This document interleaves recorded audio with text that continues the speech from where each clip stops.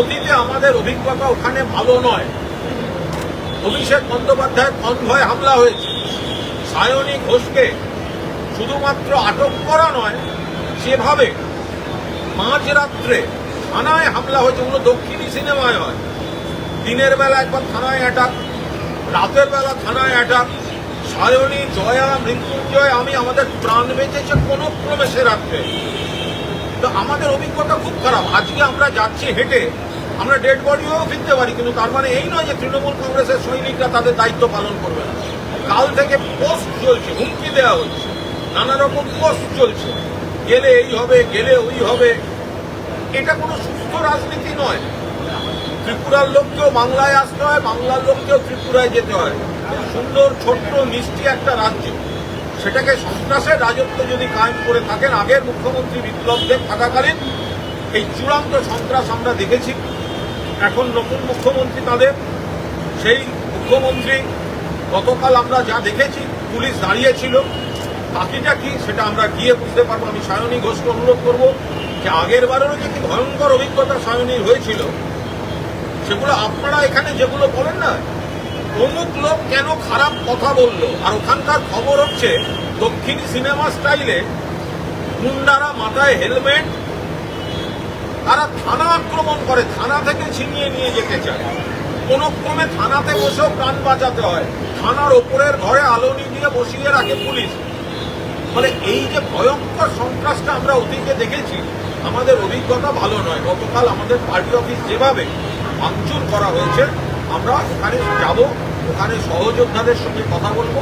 আরও কিছু কর্মসূচি দল বলেছেন, আমরা সেগুলো ওখানে করার চেষ্টা করব। ত্রিপুরার আগরতলা আমাদের রাজ্য দপ্তর ভাঙচুর করা হয়েছে। বিজেপি আশ্রিত সমাজ বিরোধীরা, দুষ্কৃতীরা যে ভাঙচুর করেছে এবং পুলিশ দাঁড়িয়ে দেখছিল, তার পরিপ্রেক্ষিতে এবং তার প্রতিবাদে আমাদের দলের তরফ থেকে আমাদের নেত্রী মমতা বন্দ্যোপাধ্যায়, আমাদের সর্বভারতীয় সাধারণ সম্পাদক অভিষেক বন্দ্যোপাধ্যায় একটি দলের প্রতিনিধি দল আজ ওখানে পাঠাচ্ছেন।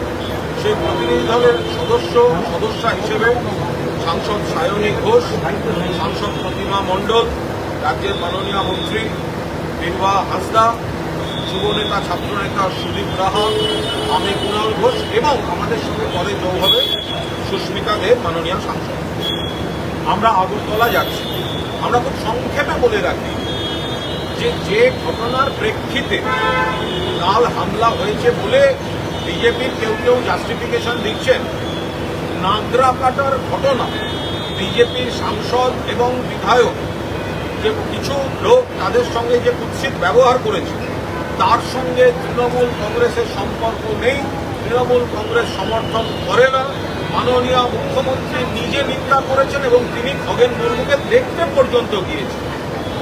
তারপরেও যেভাবে হামলা হয়েছে, আমরা বলছি মানুষের যদি কোনো ক্ষোভও থাকে, ক্ষোভের বহিঃপ্রকাশ এইভাবে হতে পারে না। কাউকে মেরে, কাউকে শারীরিকভাবে লাঞ্ছিত করে এটা হয় না, এটা হতে পারে না, এটা হওয়া উচিত।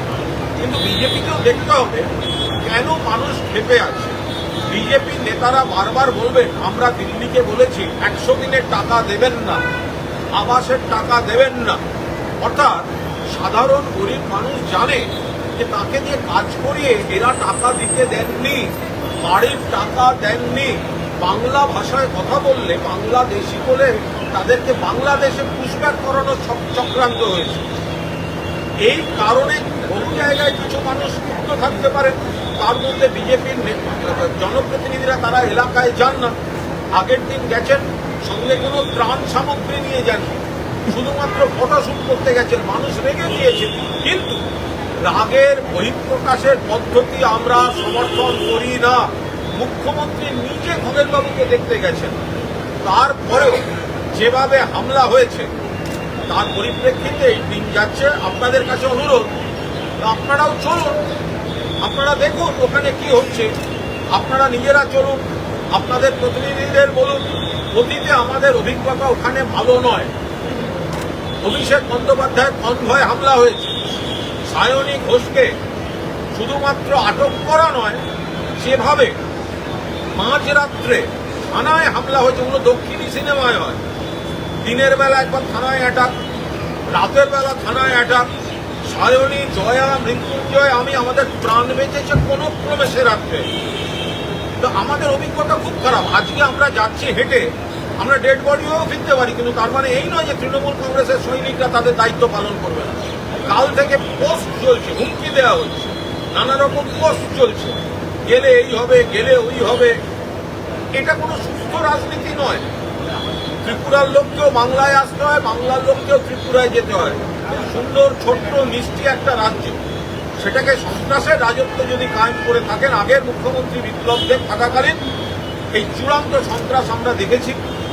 এখন নতুন মুখ্যমন্ত্রী তাদের, সেই মুখ্যমন্ত্রী গতকাল আমরা যা দেখেছি, পুলিশ দাঁড়িয়েছিল, বাকিটা কি সেটা আমরা গিয়ে বুঝতে পারবো। আমি সায়নী ঘোষকে অনুরোধ করব যে আগের বারেরও যে কি ভয়ঙ্কর অভিজ্ঞতা সায়নীর হয়েছিল, সেগুলো আপনারা এখানে যেগুলো বলেন না, অমুক লোক কেন খারাপ কথা বললো, আর ওখানকার খবর হচ্ছে দক্ষিণী সিনেমা স্টাইলে মুন্ডারা মাথায় হেলমেট, তারা থানা আক্রমণ করে, থানা থেকে ছিনিয়ে নিয়ে যেতে চায়।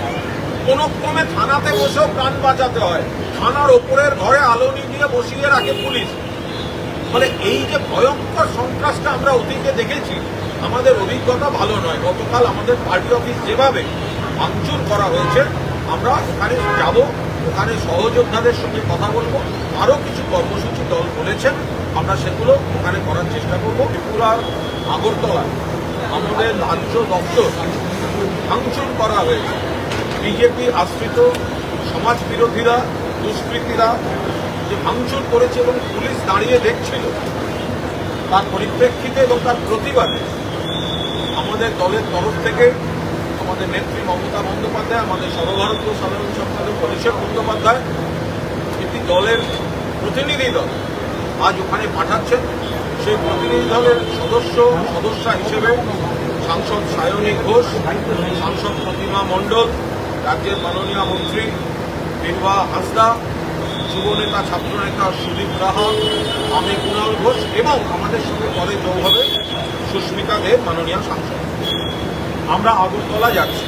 আমরা খুব সংক্ষেপে বলে রাখি যে ঘটনার প্রেক্ষিতে কাল হামলা হয়েছে বলে বিজেপির কেউ কেউ জাস্টিফিকেশন দিচ্ছেন, নাগরা কাটার ঘটনা, বিজেপির সাংসদ এবং বিধায়ক যে কিছু লোক তাদের সঙ্গে যে কুৎসিত ব্যবহার করেছে, তার সঙ্গে তৃণমূল কংগ্রেসের সম্পর্ক নেই, তৃণমূল কংগ্রেস সমর্থন করে না।